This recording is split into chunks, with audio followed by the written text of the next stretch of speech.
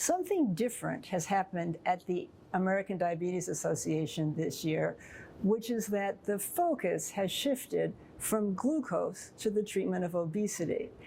Now, don't get me wrong, I've spent my career helping people deal with being overweight or obese, and I really believe that weight loss is good for you. It helps deal with all sorts of issues, and I think it's important, and I think we now have these wonderful new agents that can help people lose weight. And in fact, at these meetings, we're hearing ever more results about people going ever lower in terms of weight loss, and that there are newer drugs in the pipeline that are going to be 3 different hormones together that are going to give even more weight loss. And isn't this amazing? And I think it is amazing, but I'm not entirely sure what I think of it all.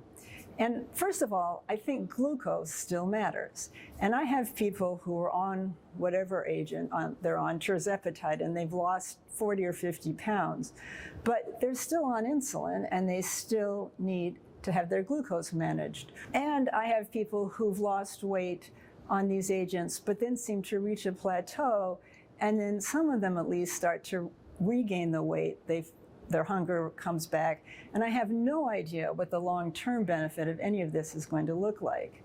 Ironically, when meeting my colleagues, many of whom don't have diabetes, most of them are actually on, say, semaglutide. I have all sorts of people I know here who were suddenly taking these agents themselves, and they're all diabetes doctors. So we all have drunk the Kool-Aid. But I want to make sure that we're not forgetting about glucose, because it doesn't go away, and it still causes all sorts of problems. Now, if we can prevent diabetes this way, great. But once people have diabetes and hyperglycemia, we know that many of them don't reach their targets. And I think we can't forget about glucose. I'm going to tell you about a patient of mine who has type 2 diabetes, an A1C of over 12%. And she's struggling. She's on insulin, but she doesn't like giving the insulin. She gained all the weight when she went on antipsychotic meds. She really struggles with it. She's in so much trouble that she has bad lung disease. She's on oxygen. She looks terrible. She looks sort of gray. And she came to see me. Her dad brought her to see me. Her health plan didn't at that point allow her to use GLP-1 receptor agonist therapy. And the dad said, "My daughter is dying. She's dying because she is so obese. And they won't even take her for bariatric surgery because her glucose levels are too high." And I looked at her and had this conversation, and I said, which is what I always say, if you work with the medications, if you work with lifestyle change, if you make insulin dose adjustments, we can get you to where you want to be. And first we put her on semaglutide, but that seemed to have no impact really on her weight. And then I put her on tirzepatide, which these people are paying for out of pocket. And I saw her the other day, and it was on a Zoom call, and she had lipstick on, and she was smiling. Now, she still had her oxygen on, but she was smiling. And this is a whole new person. And I said, "What happened?" And she said, the tirzepatide was really working.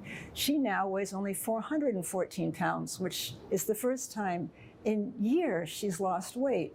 And just losing 26 pounds is changing her life. And her glucose levels have come down. And she now is a candidate for bariatric surgery. She's going to bariatric surgery classes. And interestingly, in these groups, she's actually working with other people who are also obese. And she has created this network of people. And it's really making this huge difference. So I really think that what we can do for our patients now is so different from what we could do before because of these agents. But I'm not sure that these drugs all by themselves are the answer, because we still are going to have to deal with glucose, and we still have to get people's glucose levels down if these agents aren't enough to lower their glucose levels by themselves. I also think that we always have to remember that it still matters to have a healthy lifestyle. We still need to engage patients, to have them engage in physical activity.